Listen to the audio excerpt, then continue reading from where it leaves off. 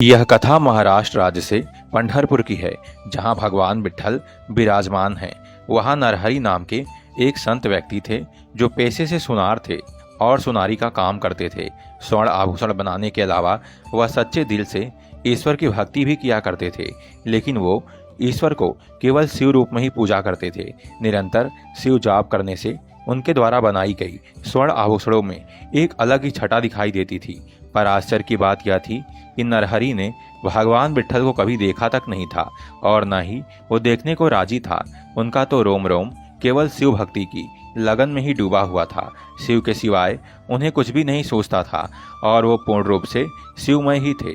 लोग इस बात से हैरान थे कि पंढरपुर में रहकर कोई भगवान विट्ठल के दर्शन से कैसे वंचित रह सकता है। एक बार एक विट्ठल भक्त साहूकार ने भगवान से मनौती मांगी कि उसे अगर संतान प्राप्ति हो जाए तो वह विठोबा को सोने की कमरबंद पहनाएगा। विट्ठल जी के आशीर्वाद से साहूकार की मनोकामना पूर्ण हो गई। तब वह नरहरि जी के पास पहुंचा और उसने उन्हें विठोबा के देवालय में चलकर उनके लिए सोने का कमरबंद तैयार करने को कहा। जब नरहरि जी ने कारण पूछा तो साहूकार ने बताया कि उसके कोई संतान नहीं थी। उसने मनौती की थी यदि उसे संतान हुई तो विठोबा को सोने का कमरबंद बनाकर देगा। नरहरि जी भगवान विट्ठल नाथ ने प्रसन्न होकर मुझे संतान दी है, इसलिए आज मैं उन्हें यह रत्न जड़ित सोने का कमरबंद चढ़ाना चाहता हूँ। पंढरपुर में तुम्हारे अलावा इसे कोई नहीं गढ़ सकता है, इसलिए उठो, भगवान की कमर का नाप ले आओ और जल्दी से कमरबंद तैयार कर दो। मगर नरहरि जी ने कहा वे शिव जी के अलावा किसी अन्य देवालय में प्रवेश नहीं करते हैं, इसलिए वे किसी दूसरे सुनार के पास जाएं। साहूकार ने कहा आपके समान श्रेष्ठ सुनार और कोई नहीं है, इसलिए मैं कमरबंद आपसे ही बनवाऊंगा। मैं विट्ठल देवता का नाप लेकर आता हूँ। साहूकार के द्वारा काफी विनती करने पर नरहरि जी ने मजबूरी में इसे स्वीकार कर लिया। साहूकार नाप लेकर आ गया और नरहरि जी ने उस नाप की कमरबंद बना दी, मगर पहनाने पर वह 4 अंगुल बड़ी पड़ गई तो नरहरि जी ने उसे 4 अंगुल छोटा कर दिया, किंतु इस बार 4 अंगुल छोटी पड़ गई। कई बार ऐसा हुआ।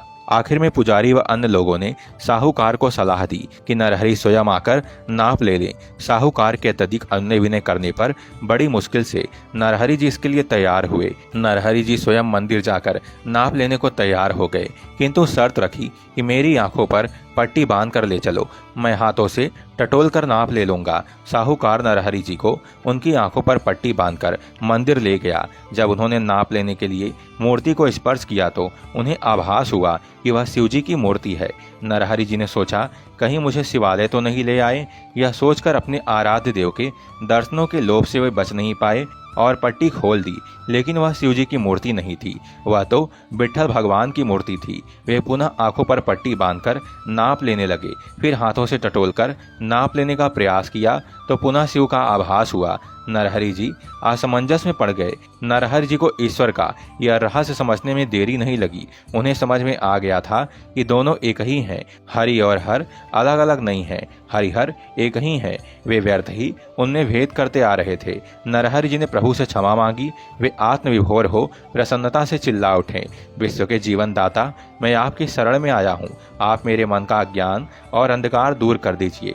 मैं अपने अज्ञान के लिए आपसे क्षमा मांगता हूँ। तब भगवान ने भी प्रसन्न होकर भक्त की प्रसन्नता के लिए अपने सिर पर शिवलिंग धारण कर लिया। तब से लेकर आज तक पंढरपुर के विट्ठल भगवान के सिर पर शिवलिंग विराजमान है। ये कथा हमें भगवान के भिन्न भिन्न रूपों में ईश्वर की एक रूपता को बताती है। हम व्यर्थ ही अपनी अज्ञानता के कारण भगवान के भिन्न भिन्न रूपों में भेद करते हैं। कथा का सार यही है कि ये भी बड़ी एक विचित्र बात है। हम सभी अक्सर ये कहते हैं कि ईश्वर एक है, परंतु फिर भी उसके भिन्न भिन्न रूपों के आकर्षण में आकर इस पर विचार करने लगते हैं कि कौन रूप में ज्यादा प्रभावी होता है।